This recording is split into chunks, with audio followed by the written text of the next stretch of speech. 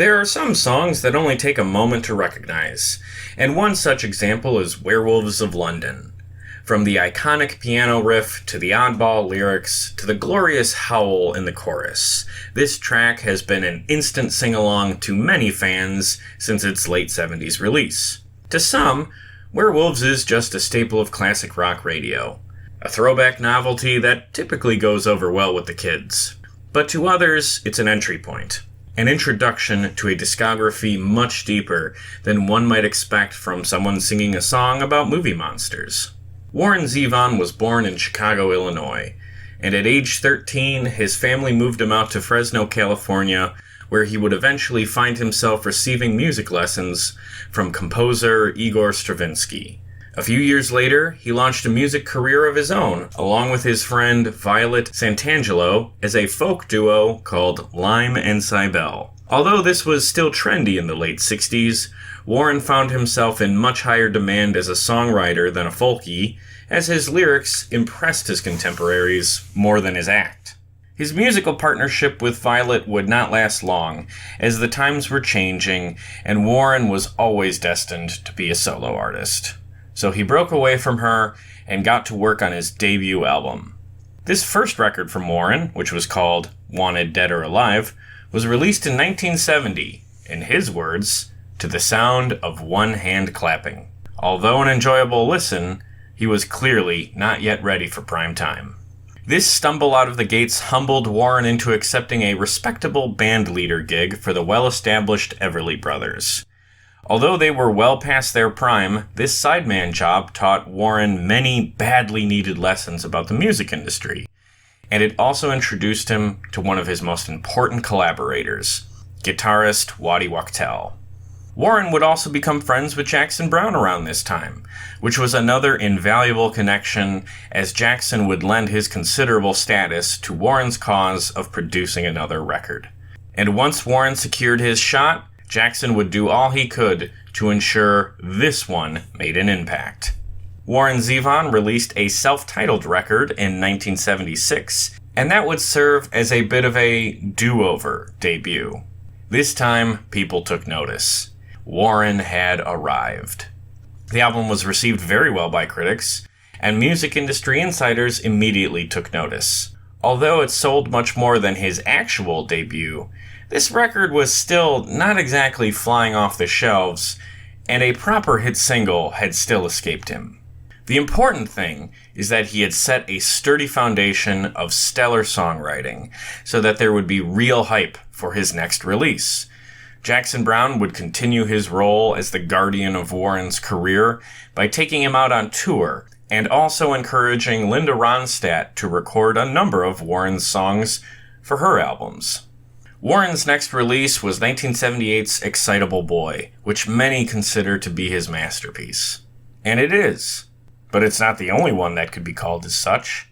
Excitable Boy spawned multiple singles, but one stood head and shoulders above the rest, and you already know which one that was. Although not as successful on the pop charts as Werewolves, the rest of the album is Warren firing on all cylinders, both musically and lyrically. The late 70s is one of the greatest periods of all rock history, and the 1-2 punch of these albums proved that Warren could hold his own against any of his contemporaries. Sadly, the success was not coming easy to Warren on a personal level. His violent temper and extreme drug and alcohol abuse was burning bridges in both his personal and professional lives. He lashed out at his loyal music partners, as well as his wife, and he alienated the same industry supporters who wanted to see him succeed. As the decade was coming to a close, Warren was spiraling out of control, making those around him wonder if he would even live to see a second decade, let alone write another hit. So without further ado, let's take a look back at the early years of Warren's career. Get yourself a big dish of beef chow mein, as over the next hour and change, my friend Chris and I will chronicle Warren's music and stories from this era. This is Excitable Boys, Part 1, Warren Zevon in the 1970s. Don't call it a comeback. It's just our second series.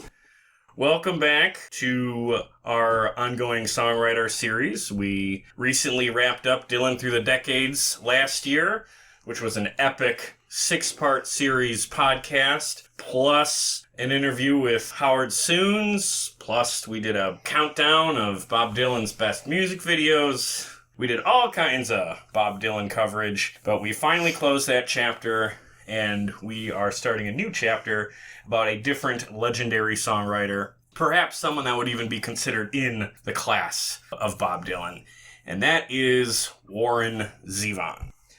And for a little connective tissue, in 2009, Bob Dylan was asked about his favorite songwriters. One of the 6 names he mentioned was Warren Zevon. So I think there's no one more appropriate to do a songwriter series on. We're going to do 4 parts looking at each decade of Warren's career, starting today with the 70s. Chris, welcome back. Thanks for having me, Joe, as always.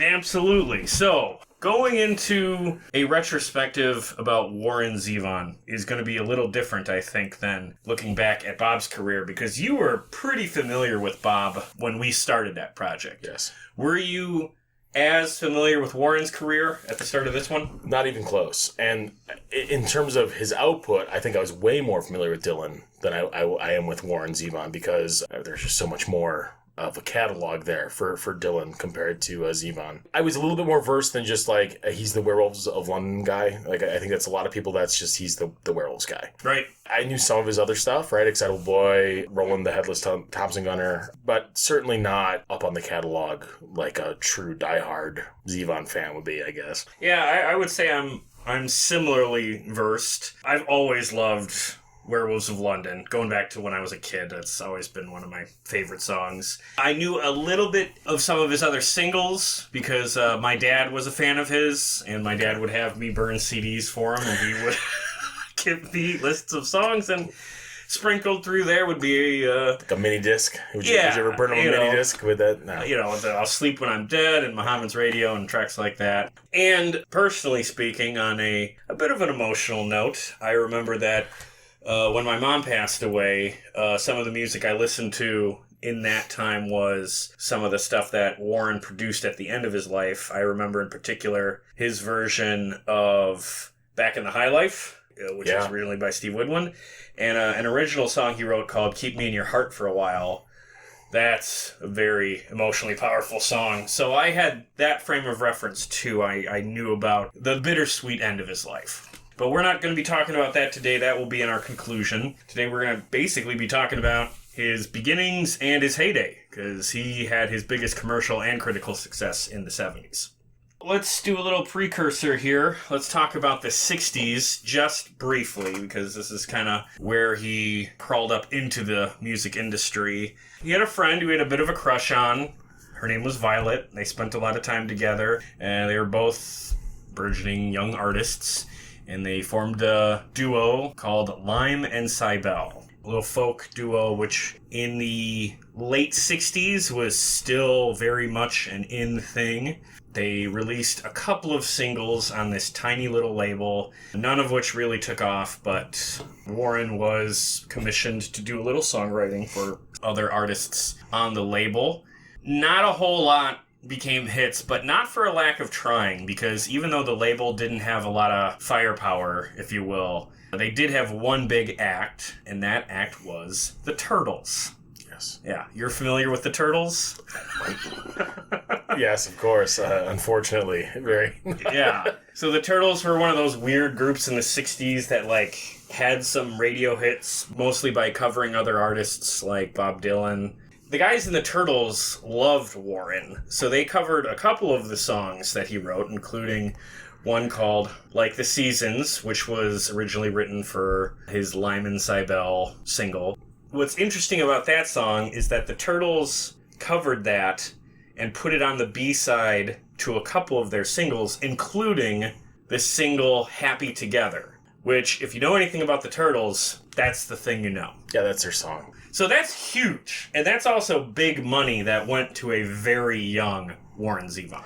Can I say what I love about Lime and Cybele? Yeah. It is so patently 60s folk group. It's spelled with a Y, right? Yeah. Right? Like Lime and Cybele. Yep. This is something that'd be like a mockumentary. There's nothing... There is a Mighty Wind vibe to that. Yeah. Lime and Cybele. Because he was calling himself Stephen Lime. But what's interesting about the Turtles putting his song in the B-side of their big hit single was a lot of times artists would put like instrumentals or absolutely originals on the B-side because that was going to be money that was coming to them. Instead, because they just had such an appreciation for Warren, they really wanted money to go to him so he could stay in the music industry and keep working. So they sacrificed a tremendous amount of money by forcing their label, who didn't even want to do it, to put his song, or their cover of his song, as the B-side on that record. I think that's a really interesting thing, and sort of a precursor to a career-long trend of other, more established artists really believing in Warren and getting behind him and trying to do things to help his career. And then I should also note that even though Warren co-wrote the song with his songwriting partner Violet, he did not include her in the songwriting credits. So a fortune that really should have went to both of them did only go to Warren. Believe it or not the last time Warren would be shitty to a significant woman in his life, but we'll get to that. Using that as sort of the basis for his career, he did get himself a solo record deal, and he released his first ever solo album called Wanted Dead or Alive in April 1970. This is one of 3 records we're going to be talking about today, and I suspect it'll be the one we talk about the least, because this is very much a not quite ready for prime time record. Yeah. Sort of in the same way when we had our first episode about Dylan, Bob Dylan's first album is very proto-Dylan, not quite fully formed. Dylan seemed to know, and let's not get too much on Dylan, but Dylan seemed to know exactly where he wanted to go, though, with that first album. There was an arrow through there that made sense, like for a burgeoning folk artist of the time. I like that Dylan started off on that note, because if he had come out of the gates with the freewheeling Bob Dylan, a lot of people would tell you he never got better. That's fair. And I think that's a bad trapping that a lot of artists fall into, unfortunately. But Wanted Dead or Alive is all over the place. Yeah, and it's not a bad record, but compared to all the other stuff we're going to talk about in Warren's career, it's maybe the least remarkable. But let's talk about a couple of things that are on this record. Needless to say, this was a commercial and critical flop. Did nothing numbers-wise. Which is a little bit surprising because it was produced by a kind of a big name for that time. It was produced by a guy named Kim Fowley.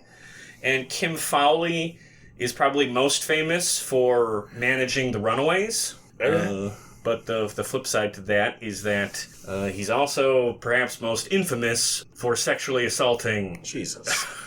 Jackie Fox in the Runaways. I was not prepared for that. I bring this up because this guy's a total scumbag, and, that's got to be part of the story if we're going to mention him at all. And if you read the book, I'll Sleep When I'm Dead, which is a biography of Warren written by his ex-wife, Crystal, it includes some comments from this guy, Kim Fowley, and I read the book not knowing the sexual assault allegations about him.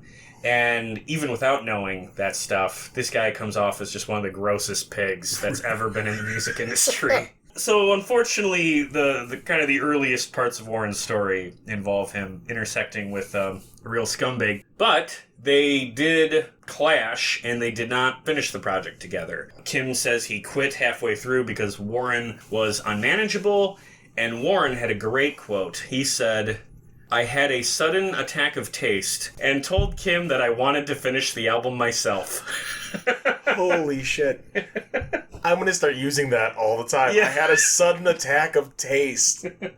God, that's good. In the same comment, he also said, "Wanted Dead or Alive was released in 1970 to the sound of one hand clapping." It's a Zen going. Yeah, absolutely. And he's spot on. Alright, so let's talk about some of the tracks that are on here, because even though this album's sort of lost to time, I think there's some cool stuff here. There are 2 songs on here that I think just have a very cool sound to them. One is called Calcutta. It's got some real good guitar on that. Is it inappropriate to call that Clapton-esque? No, I think that's appropriate. Because Clapton was really coming into his own as more of a solo artist right around this same time, too. So it wouldn't surprise me if his sound was on Warren's mind. Yeah, and it has good sound. It's more of the time. The other stuff is very white man's blues. It's not a flattering sound. Well, let's go to that one. Well, not quite that, but his cover of that New Orleans traditional song, the Iko Iko. I like it. I actually like his cover of Iko Iko. Yeah. But if we're talking about white man's blues, well, I would still probably point listeners to a white man with some actual blues credibility. Dr. John did a cover of this song in 1972. That is way more of an authentic experience listening to that. Yeah, but what I like about Iko Iko from Zevon is it sounds more like his future endeavors. Okay. It's upbeat. It has it's piano driven. Yeah. So this is more of a proto-Zevon track than some of the other ones here? Even though it's a cover, I would say so. It's got more of that vibe. Okay. I wonder if you knew this little trivia fact. You know, he's got the song on here called She Quit Me. And in another example of the people around him doing some heavy lifting, someone in his orbit got that track included on the soundtrack for the film Midnight Cowboy, which I know you love. It wasn't his actual track. It was a cover of the song with the title switched to He Quit Me. So kind of an inverse thing going on there. But I know you love the film Midnight Cowboy. Do you remember this song's inclusion in the film? No. I did read that after, because I do a little bit of research before we do these things. And I did see that. I would not have remembered that from that film at all. For that movie, it's all Nilsson. Yeah, I have not seen that film. But you've talked about it enough that I feel I've seen it. But we have to do Nilsson next, though. I'm going to get you on board the Nilsson train, brother. Everybody's talking at me. I can't hear a word they're saying. He's another LA guy. I'm going to get you going on Nilsson. Anyways. I like the track Gorilla. That's got a cool sound to it. And that sounds, again, that's like proto-Zevon. It's got that kind of vibe.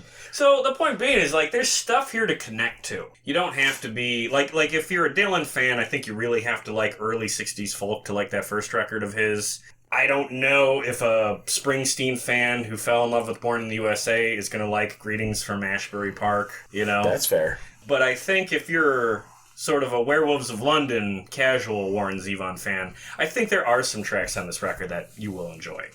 Can we talk about, from what I've seen at least, on Zevon Reddit?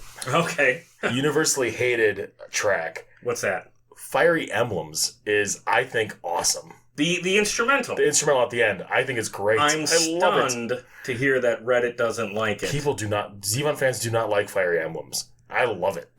Fiery Emblems, I made a note here, I'm hoping that Warren does this kind of thing more often. I like instrumental tracks from artists who primarily do songs with vocals on them. Sure.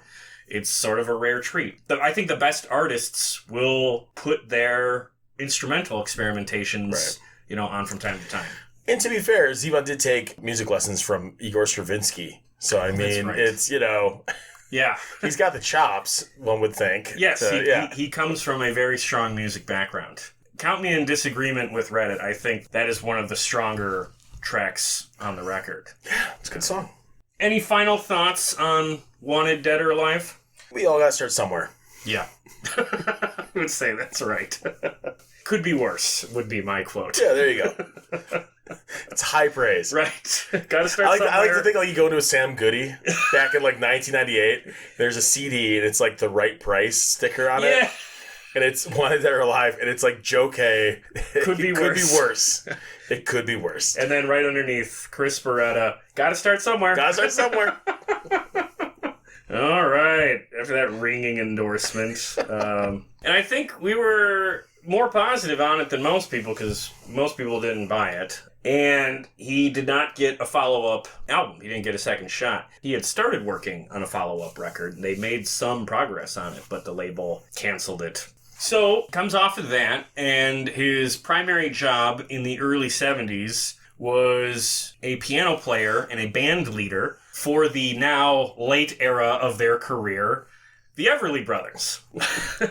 Yeah. The Everly Brothers, most famous for tracks like Hey Little Susie in like the late 50s, and what's that other one? Kathy's Clown.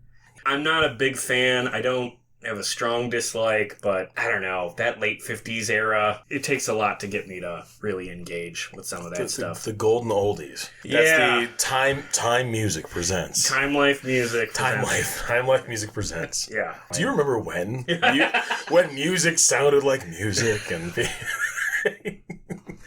soundtrack of our lives. Yeah, of our lives. It's like, oh God, it's 2 a.m. I should really be in bed. Like, but it's summer. I don't need to go to bed right now. I really want to order this Time Life music, but I don't even have a dial. I have a rotary phone. I can't. Anyway. Yeah. For all the Gen Zers listening, when you were growing up, would you, at like 2 a.m. in the summer, watch a full Time Life infomercial? Oh, hell yeah. That's why I like this music now. That's why, yeah, absolutely. Yeah, we're the same, brother. It's probably the most embarrassing reality of like my music fandom, but foundational blocks were set because of those 15-second clips of late night Time Life commercials. That and every like infomercial, like as seen on TV product. Yeah. From that time period, I could just list off the things they can do for you. Sure. All right. Okay. But it is through this job as the band leader for the Everly Brothers is that he meets one of his major collaborators for like the rest of his career, a guitar player by the name of Waddy Wachtel. Now, Waddy is also one of the most famous studio guys of the whole classic rock era. He worked with the Eagles and Fleetwood Mac, and one of the coolest names ever. Great name, absolutely. Really cool name.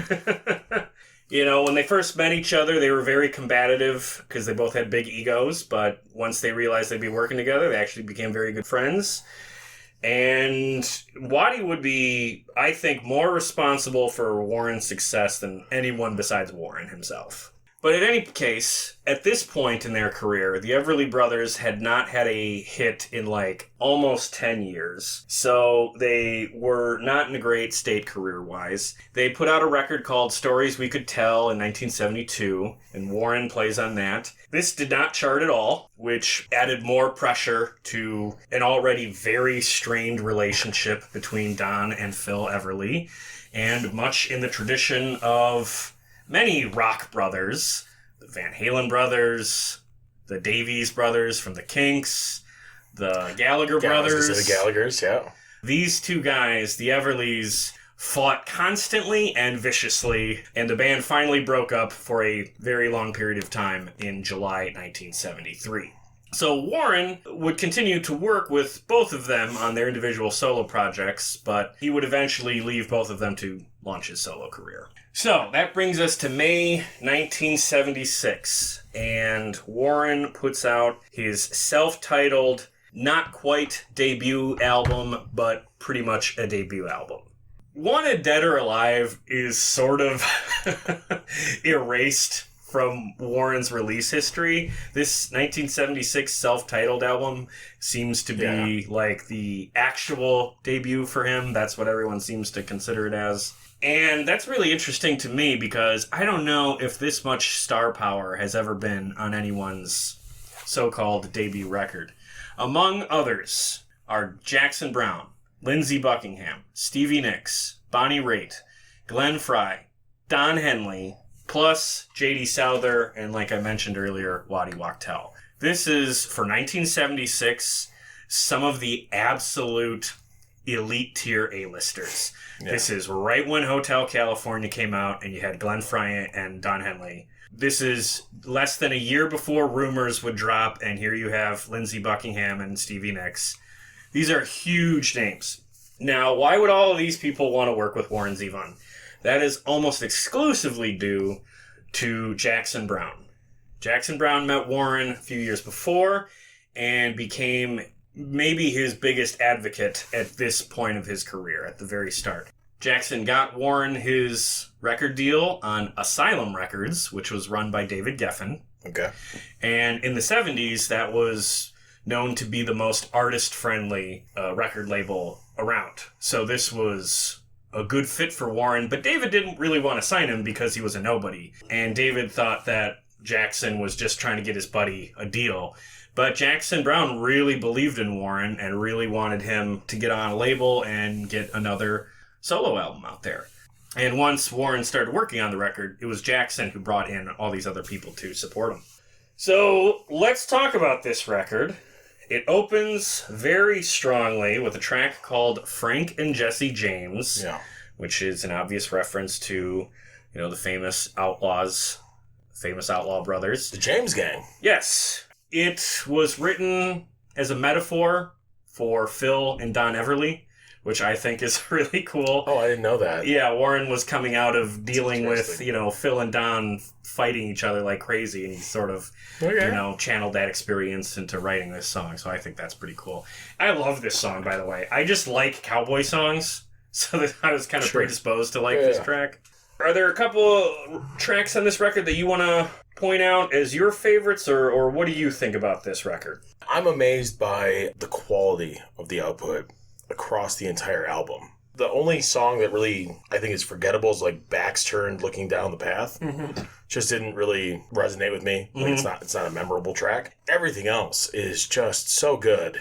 And it's exactly what we expect from Zevon moving forward. Yes. The level of the lyrics, his compositions, everything is so just solid. I mean, they all stand out, honestly. So the two singles from the record were Hasten Down the Wind and I'll Sleep When I'm Dead. Hasten Down the Wind is, I would describe it as kind of a sleepy ballad. Yeah. But, with beautiful lyrics.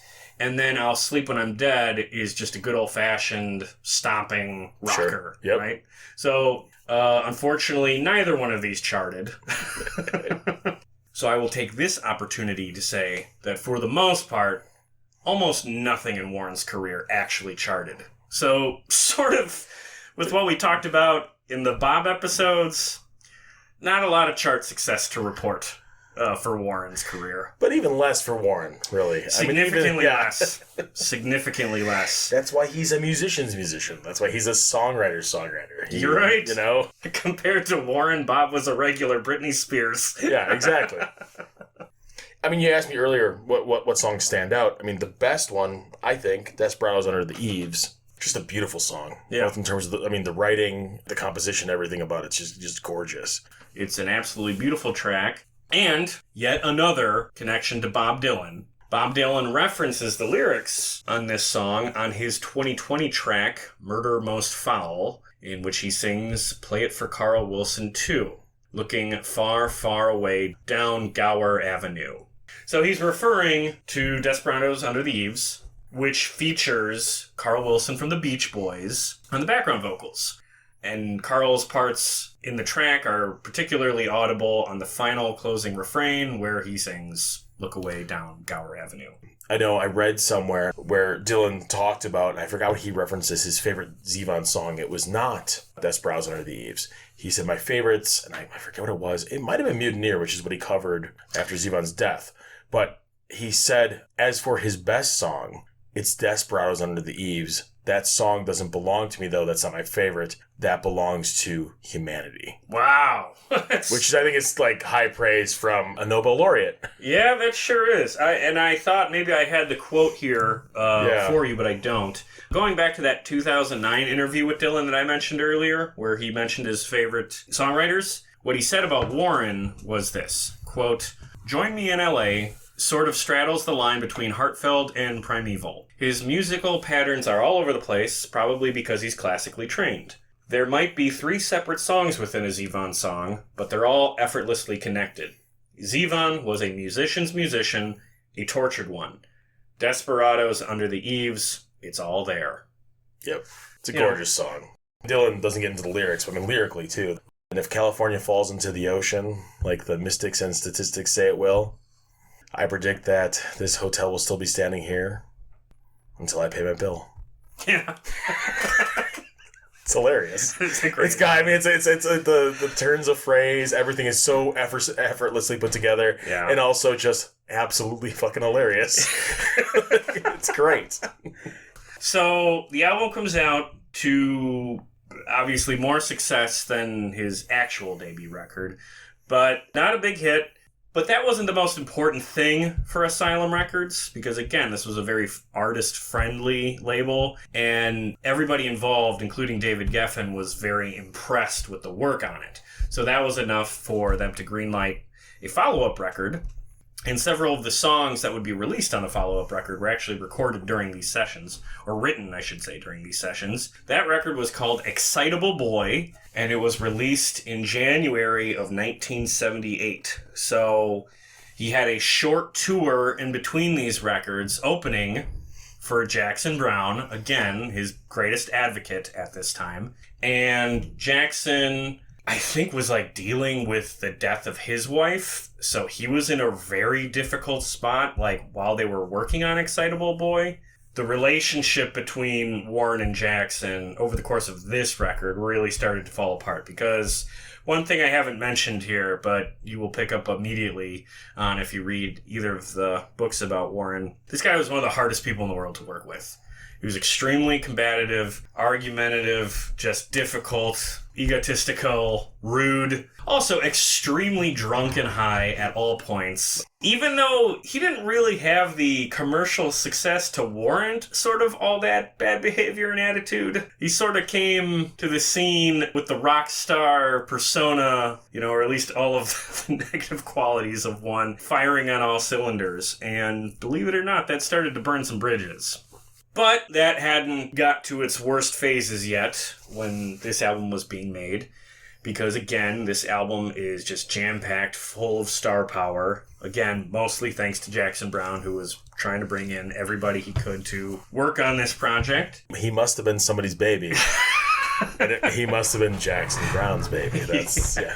Halfway through the recording process, Jackson actually stepped away from the project and asked Waddy Wachtel to step up and take over, because at this point, Waddy was pretty much the only person who could get through to Warren. And one interesting fact about this record is that decision, I think, saved the album. Sure. Because there was a moment where they almost released an unfinished version of the record that I think could have been disastrous.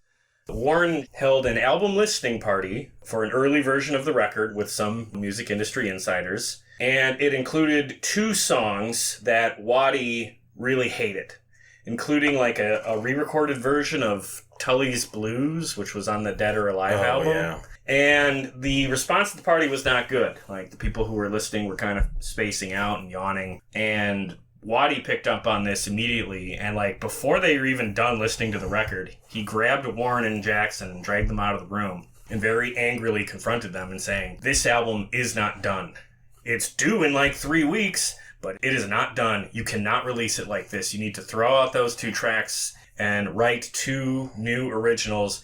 Without me, by the way. Get them done within 3 weeks, which is when the record is due." And Warren and Jackson were absolutely exhausted at this point, but again, because Waddy was the only guy who could really get through to Warren, he agreed. And in just a couple of weeks leading up to when the deadline was, Warren wrote Tenderness on the Block and Lawyers, Guns, and Money. In my opinion, the inclusion of those 2 songs over the 2 that were originally there is really what makes this a great record, Sure, as opposed to like just a good one. And I think that's really important, because if it was just a good record, I think Warren was at risk of just being lost in the sea of like 70s songwriters. But I think it was really this change that like bounced this record to the next level. Especially Lawyers, Guns, and Money. Absolutely. Tenderness on the Block's a good song, but I mean, Lawyers, Guns, and Money is iconic, yeah, I think. Yes, indeed. And we'll talk about that in a moment here, but let's talk about the one that everybody knows. Nighttime in the Switching Yard. Nighttime in the Switching Yard. That's right. No, actually, we're talking about Werewolves of London, which everybody knows this song. What you might not know is that it's Mick Fleetwood and John McVie from Fleetwood Mac playing bass and drums on the track, which is, again, more star power. Stevie Nicks and Lindsey Buckingham were on the previous one. Here's 2 more heavy hitters from Fleetwood Mac. Werewolves of London is definitely... how can I put this? I say this with no reservations. Werewolves of London is one of the greatest songs in the 70s. I will stand by it. Especially for radio tracks, that is one of the most fun tracks I've ever heard. I talked about it briefly when I did my Halloween special with the ladies from Stephanie and Stephanie Talk Tunes. Stephanie Myers put it on her list as number 3. I originally had it as my number 1, but because she had it on her list, I took mine off. This is my favorite song for the Halloween season, but I will listen to it anytime during the year. It's a little insensitive because it was an actual Chinese restaurant. But I think as a kid listening to that song on the radio, it was so exciting to hear a song that gets that close to saying the F word. Yes! Absolutely. Like, it was like, and you're like 9, you're like, yeah! Oh, he basically said fuck. The song was written in just a couple of minutes. It was a total goof-off track. They were just having fun. And I think that's why it's so good, because if you're actually paying attention to the lyrics, you can totally tell these are songwriters just having fun. And that translates. So, Werewolves of London was one of 5 songs from this record that were released as singles. That's a surprisingly large number of singles for a record with 9 tracks on it. I will note that the 4 other singles did not chart. I didn't realize Nighttime in the Switching Yard is one of the singles. Jeez. Can we talk about that song? Yeah, we'll talk about that in a second. But Werewolves of London is obviously the biggest hit of Warren's career. It hit number 21 on the Billboard charts. And the funny thing about that is that both Warren and Waddy Wachtel were initially furious at the record label for wanting to release that. The label came to them and said, okay, Werewolves of London will be the single. And they were like, are you kidding me? That's a joke song.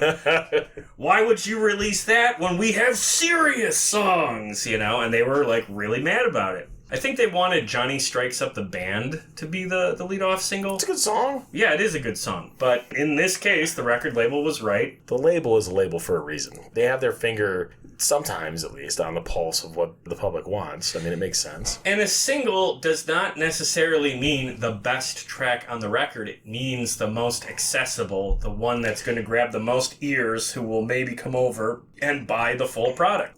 Any other thoughts about Werewolves of London? No, it's just a great song. You remember when we used to drive around late at night, and this would be on my iPod, and you would roll down the window of my car? And howl out of your window. Yeah. Yeah, I remember. Here's a little window into my psyche. The foundation of our friendship. These years and years ago, when we both worked at the same banquet hall, after shifts, we would drive around. I would be completely sober. You would not be. And because I loved Werewolves of London, that'd be on my iPod, and you would sing along enthusiastically out the window at other cars sometimes, and that was always fun. So with my late dog Max, the song would come on a playlist, and I would frequently also howl and work him up into a frenzy with the howling, so he would also howl. So the two of us would howl together to Werewolves of London. That's amazing. I do love this song. Yeah, I do. Absolutely. All right, well, it's not the only great song here. There's a bunch of good songs here. Let's talk about another one. Excitable Boy. Jesus. Our mini-series namesake, Excitable Boy. This song is very dark comedy, right?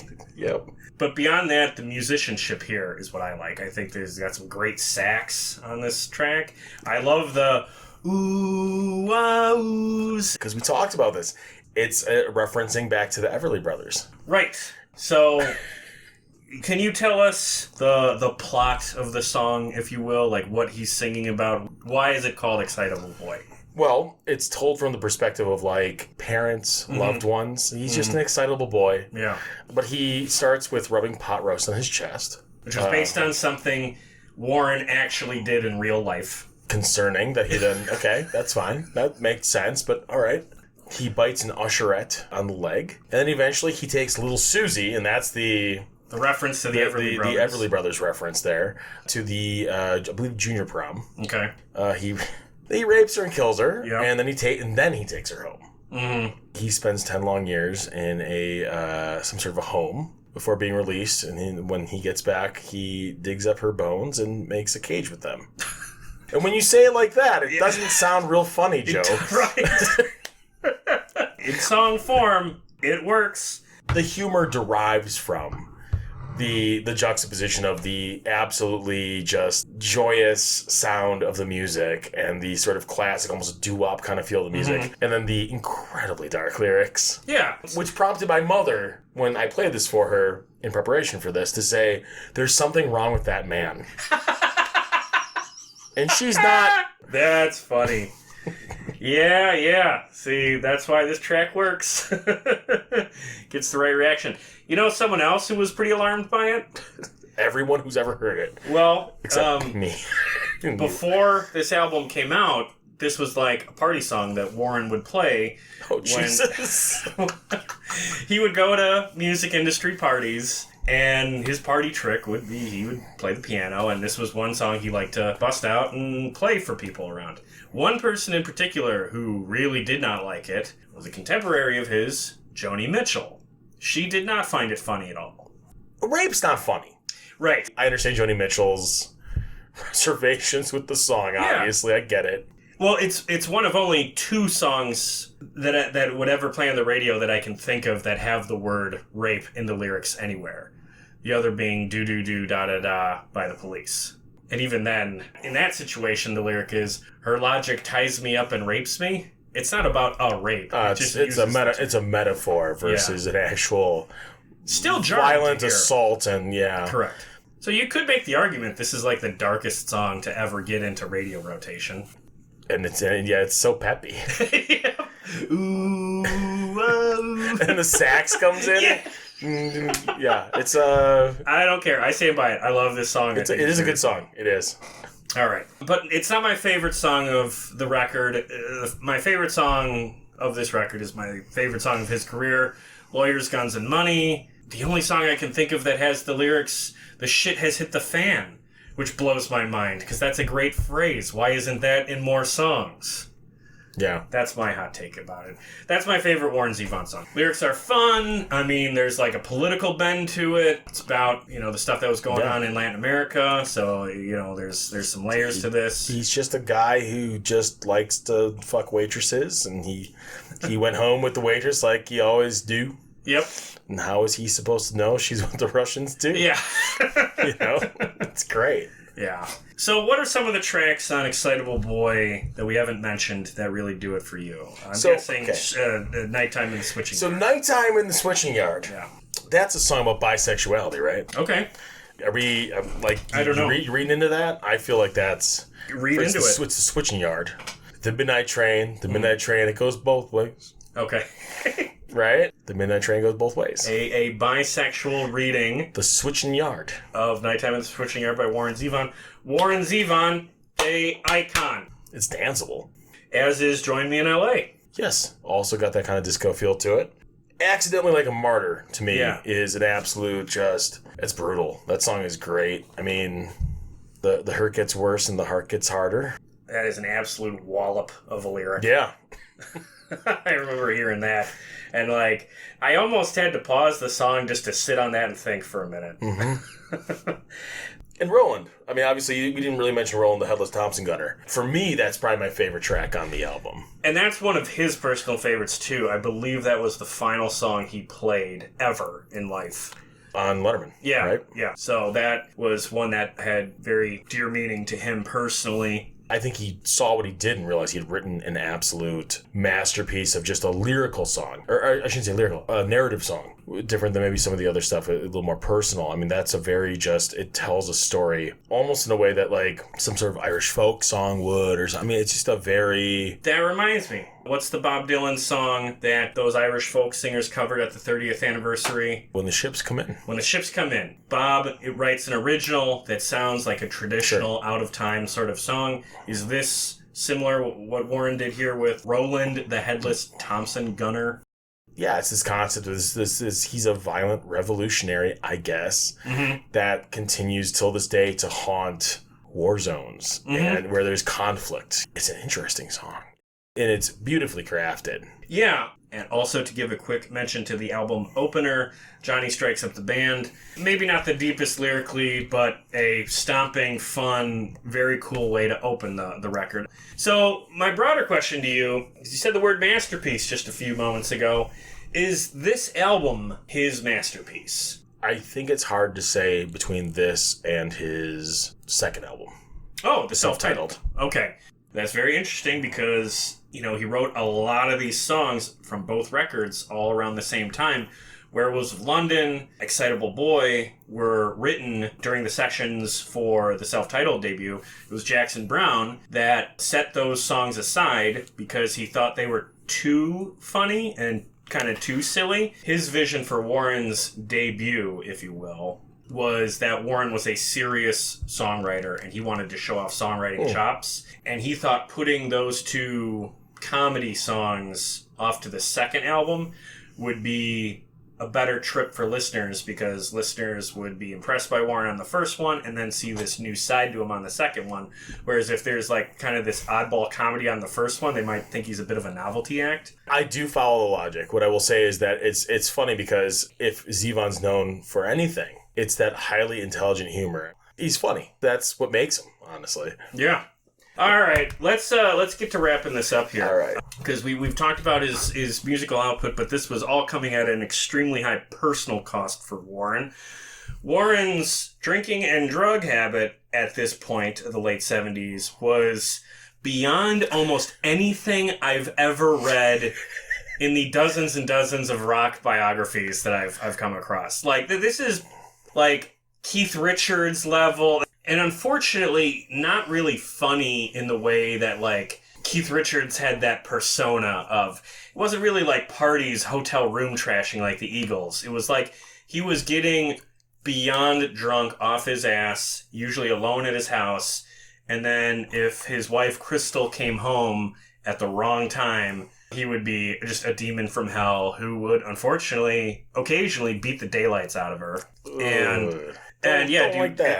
Do heinous things, wake up the next day, not remember a second of it, accuse her of making it all up. Pretty despicable stuff. And that was with his wife, He was having bad situations with his friends and, musical partners, stories of him going to see, like, Jackson Browne in concert with a buddy of his, and then, like, in the parking lot, revealing that he had brought a gun. And then waving his gun at security and having to be rushed out of there. There's another story of him going backstage at a Bruce Springsteen concert and being completely blackout drunk and causing such a big scene and tripping over Bruce's very expensive audio equipment, causing so much of a scene that Springsteen burned up the very limited pre-show prep time he had to help calm Warren down and get him to his seat. When he was going out, he was a disaster, and the act was getting really old really fast, and his friendship with Jackson Browne was falling away. His musical partnership with Waddy Wachtel was extremely strained. He wanted Springsteen's producer to produce his next record. That was a no-go, that kind of thing. So this is really starting to affect him in a bad way. And the worst story, I think, of them all, maybe the darkest story at least, is his wife Crystal wakes up in the middle of the night to the sound of gunshots. And she comes downstairs, goes out into the yard, goes to the guest house.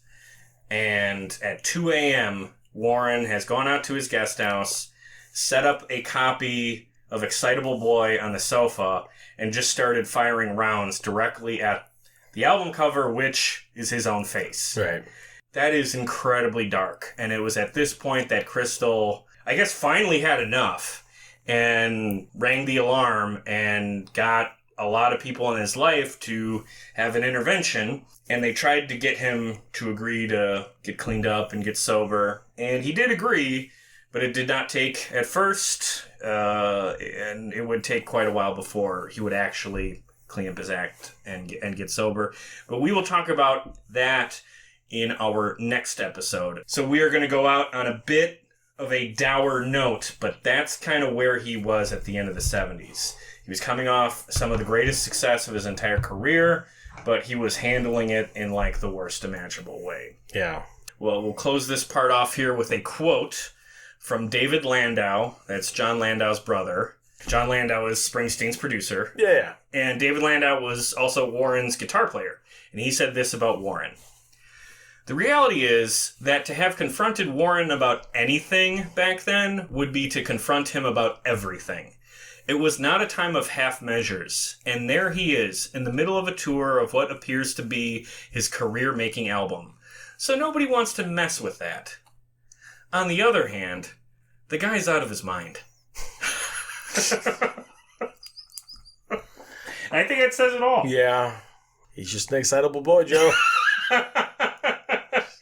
Yes, absolutely. All right, before we get out of here, real quick, I know you don't have a lot of patience for this segment, but I like looking at the high-profile cover versions of some of the artists' songs that came out around this time, because occasionally other artists score bigger hits with the cover versions. I don't know that this was really the case in the 70s. The main artist who was doing some legwork for Warren as far as recording his songs in the late 70s was Linda Ronstadt. Yeah. And that is, again, largely due to Jackson Browne. Jackson Browne was really pushing her to get Warren's songs on her records, and she recorded several songs from the self-titled album. She covered Hasten Down the Wind in 1976. She did not release that as a single, but she named her album for it. That's interesting. So that's pretty big. She did versions of Poor, Poor, Pitiful Me and Carmelita on her 1977 album Simple Dreams. I love her version of Poor, Poor, Pitiful Me. She changes the lyrics up a little bit near the end, but I think it really works. And she covered Muhammad's Radio for her 1978 album Living in the USA. Personally, I think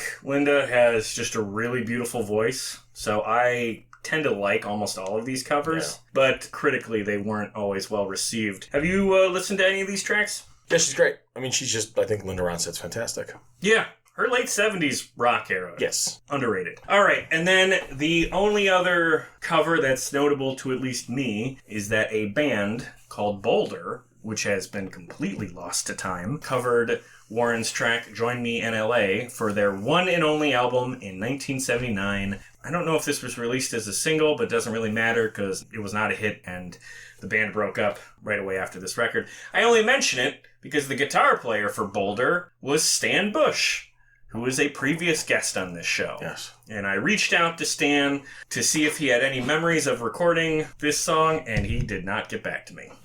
All right, so our final segment, let's list our 5 favorite Warren Zevon songs of the 1970s.